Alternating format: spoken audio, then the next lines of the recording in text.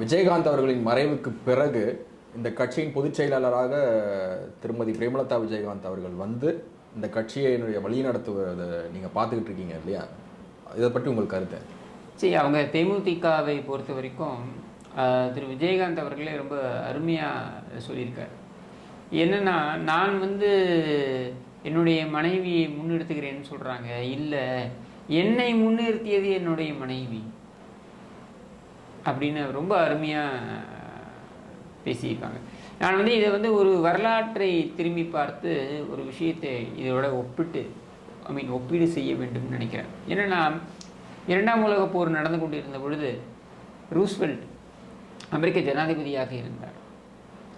அவருக்கு வந்து உடல் ரீதியாக அவருக்கு சில பாதிப்புகள் ஏற்பட்டு அவர் வந்து ஒரு சக்கர நாற்காலியிலேயே அவர் புழங்க வேண்டிய ஒரு நிலை ஏற்பட்டது. அப்பொழுது பார்த்தீங்கன்னா, கிட்டத்தட்ட பல மாதங்கள் அவருடைய மனைவி எலினார் ரூஸ்வெல்ட் அவர்தான் வந்து அவர் என்ன சொல்ல வருகிறார், ஏன்னா ஸ்ட்ரோக் வந்து அவரால் பேச முடியாத அல்லது முழுமையாக செயல்பட முடியாத ஒரு சூழல் ஏற்பட்ட பொழுது இவர்தான் வந்து முன்னின்று வெள்ளை மாளிகைன்னு சொல்லக்கூடிய அந்த ஒயிட் ஹவுஸ் அதிலிருந்து செயல்பட்டு இருப்பார். ஏன் நான் சொல்கிறேன்னா, ஒரு உற்ற துணை என்பவர் அது வந்து தனிப்பட்ட உறவு என்பதையும் கடந்து அவருக்கு இருக்கக்கூடிய பொது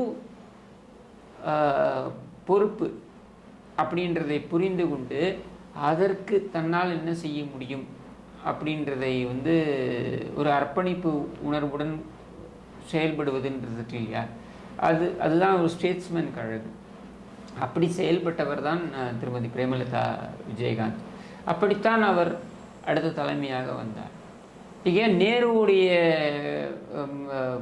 அரசியல் பயணத்தை எடுத்துக்கிட்டிங்கனாக்கா, அவர் ஒரு கட்டத்தில் சொல்லியிருப்பார், இந்திரா என்னை பார்த்து கொள்கிறார் அப்படின்னு சொல்லிட்டு. அது பார்த்து கொள்கிறார் என்பது அவருடைய அரசியல் பிரதிநிதித்துவத்திலும் அவர் இடம் பெறுகிறார் அப்படின்றது தான். இதை வந்து ஜஸ்ட் லைக் தட் குடும்ப அரசியல் அப்படின்னு நம்ம கடந்து போக முடியாது. குடும்ப அரசியல் என்று நான் பார்க்கவும் இல்லை. ஏனென்றால் பிரேமலதா விஜயகாந்த் அவர்களுடைய செயல்பாடுகள் நீங்கள் எடுத்து பாருங்கள், தனித்துவம் வாய்ந்த செயல்பாடுகளாக அது இருக்கு. இன்னாருடைய மனைவி, இன்னாருடைய வாரிசு அப்படின்னு மட்டும் அவர் வந்ததாக தெரியவில்லை. அதைத்தான் அவர் ஏற்கனவே சொல்றாரு. என்ன சொல்றாரு? என்னுடைய மனைவியை நான் முன்னிறுத்துகிறேன் என்று சொல்கிறார்கள். இல்லை, என் மனைவி தான் என்னை முன்னிறுத்தினார். அவருடைய அந்த உந்துதல் தான் என்னை அரசியலில் இருக்க செய்கிறது அப்படின்னு அவர் சொல்லியிருக்காரு. அப்படின்னும் பொழுது என்னுடைய மனைவிக்கு நான் கொடுக்கக்கூடிய அங்கீகாரம் என்பது, நான் அந்த என்னுடைய அதிகார பகிர்வு அப்படின்றது, அது மட்டும் இல்லாமல் பொறுப்பில் பகிர்வு அப்படின்றத நான் கொடுக்குறேன். நம்முடைய சமுதாயத்தையே எடுத்து பாருங்களேன். அர்த்தநாரீஸ்வரர் அப்படின்றது என்ன? சிவன் சக்தி. அது வந்து இருவரும் பகிர்ந்து கொள்ளுதல் அப்படின்றது தானே. அப்படின்னும் பொழுது அந்த தாட் ப்ராசஸில் நீங்கள் இதை பார்க்க வேண்டும் அப்படின்றது தான் வரலாறு நமக்கு புரிய வைக்கிறது. காந்தி இருந்தால் காந்திக்கு நிகராக கஸ்தூர்பா காந்தி செயல்பட்டார். காந்தி எந்த அளவுக்கு தியாகம் செய்தாரோ அதே அளவிற்கான தியாகம் கஸ்தூர்பா காந்தியுடைய தியாகமும் இருந்தது. நேருவுடைய பயணம் என்றால் அது கமலா நேருவின் அந்த பயணமும் அதில் மறுக்க முடியாத ஒன்று. இப்படி பல தியாகங்களே மனைவியாக இருந்து, வாழ்க்கை துணையாக இருந்து செய்தவர்கள் ஏராளம்.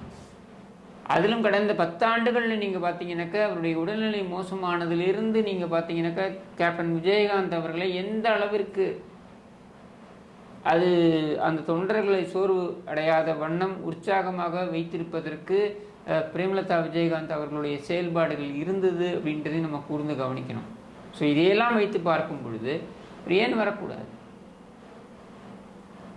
ஒரு மணியம்மை வந்து திகாவுடைய தலைமை பொறுப்பிற்கு வரலாம் என்றால், ஒரு இந்திரா காந்தி அவர்கள் வந்து காங்கிரஸுடைய தலைமை பீடத்திற்கு வரலாம் என்றால், அதுவும் அந்த கொண்டு வந்தது யார்? இந்திரா காந்தியை கொண்டு வந்தது காமராஜர். இது மாதிரி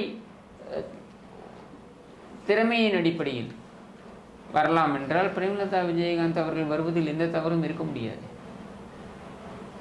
இதை திணிப்பு என்று சொல்ல முடியாது. தொண்டர்கள் மனமும் வந்து உற்சாகமாக ஏற்றுக்கொள்ளக்கூடிய ஒரு தலைவராக பிரேமலதா விஜயகாந்த் அவர்கள் இருக்கிறார் அப்படின்னு தான் நம்ம பார்க்க வேண்டும். அவருடைய அரசியல் அணுகுமுறையும் அப்படித்தானே இருக்கிறது. இந்த தேர்தல் உடைய கதாநாயகர் அப்படின்னு பார்த்தீங்கன்னாக்கா, the hero of this campaign அப்படின்னு பார்த்தீங்கன்னாக்க, உண்மையிலேயே நான் பிரேமலதா விஜயகாந்த் அவர்களுடைய பிரச்சாரத்தை தான் சொல்வேன், அவரைத்தான் சொல்வேன்.